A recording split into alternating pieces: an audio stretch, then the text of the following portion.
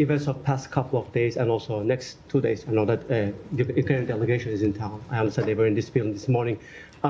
We are in the second week of the president's latest 2 weeks deadline, if you want. And the Ukrainians said that yesterday they met with the Russians, and whatever they put on the table, which was the last minute, they didn't have time to respond.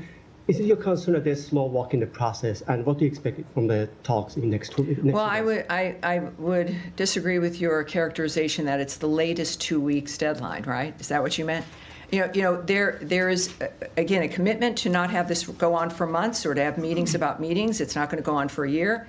The president and the secretary want an accomplishment and a deadline. They know what can be accomplished.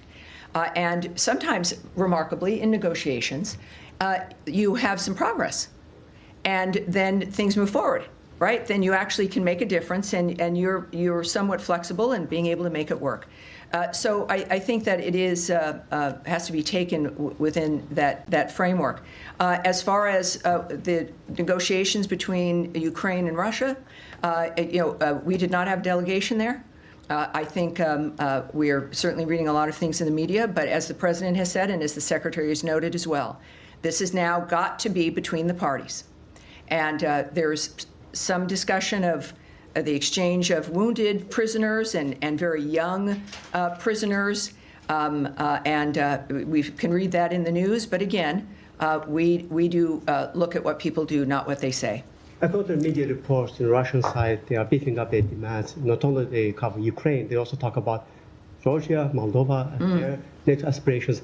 Does the United States have any position on that? Well, we've seen those reports. He's asking about Georgia and Moldova, the support of additional countries, et cetera. We've seen those reports, and we continue to support direct talks between Russia and Ukraine.